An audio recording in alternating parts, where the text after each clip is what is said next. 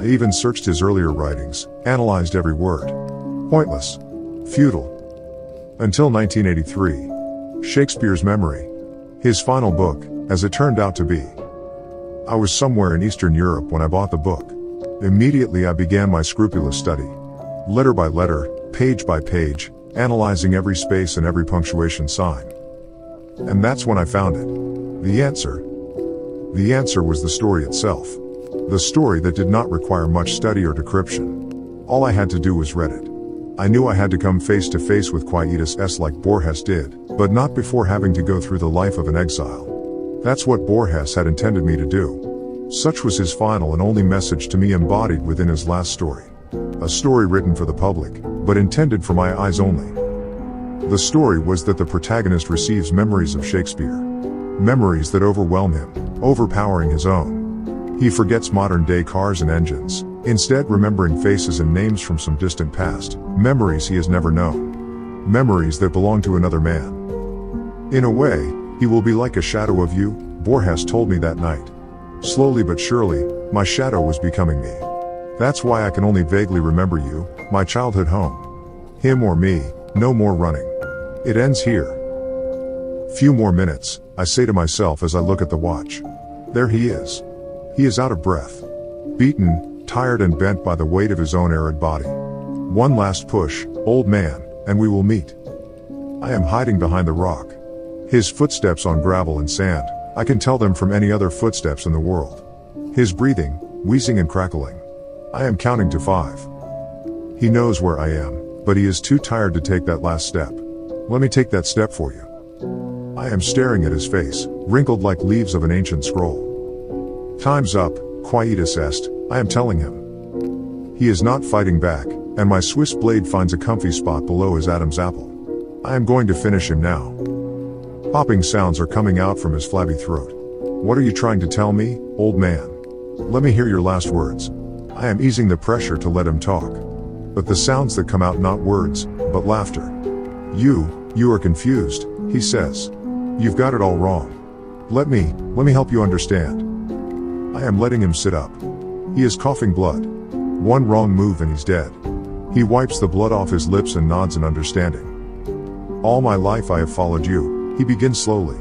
It's a miracle I have come this far and lived this long. Ever since I left Cordoba, I was a ticking time bomb. I was diagnosed as suicidal.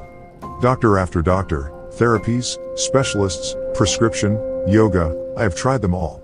Some helped for a while, and the disease subsided, but then trolled back with a new stronger wave. It's this disease that nests here and he points to his head forcing me to look for a way to end my own life. It all began in London, on that morning when I was sitting on the bench in the middle of that square, feeling the disease gnawing on my brain. My first attempt was in that hotel, room B6. I sat on the bed in that dark room for hours with a rope in my hand and a blanket over my head. Death opened the door and stood above me in the darkness of the room. Oh, how I wanted my pain to end. But it was not meant to be. Not then, not there. I had to live on. Ever since that day, it was a cat and a mouse game between us. I chased death, and death would always slip away. Until now. He pauses, rubbing his flabby neck, then points his finger down the valley and continues. I was born in that house. I remember every moment of my childhood. My parents, my toys, my school. I remember playing hide and seek with my cousins in Muscat Gardens and dosing off to Sunday clergy in that white chapel. I remember Eastern rugs being washed on the street and the smell of grapes. My name is Fernandez August Navarro. And you have no true name, but they call you Quietus est. The one who wanders. Filaments of scorching infernos have been ignited all over me. The fire sets off inside my eyelids, spreading over to all facial pores and trickling down my body. Lies. Imbecile lies. I roar. Look at me, he says, I am an old man. And you? Still young and strong as you will always be.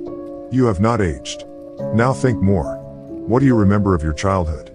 Shakespearean memories of random sounds and smells are all you have gained from me. Master Borges knew who you were. He cracked you, and then he tricked you. He made you think you were me. That was his way of evading you, by not revealing you the truth until his final breath, final book, final story. You are the one who wanders. And those memories you have, those are my memories. And now that I have told you who you really are, you must finally finish me. I have heard enough of his fibs. I am throwing my knife away. I shall not require any blades to finish him. With hands clenched around his thin neck, I am strangling him. I hear him squeal as the grip tightens. I feel the crackling of neck bones between my thumbs. I see him gulping the air in warm convulsions. He looks peaceful. I sit on his chest and watch his last breath picked up by the wind, carried down the valley to the gardens, passing by the white chapel and the house where he grew up. The scorching wind of Andalusia is pouring sunlight onto his face, toying with eyelashes, pounding on cheeks and gyring through hair. He must have missed the smell of the valley and the ripening softness of musket fluff glistening in the air.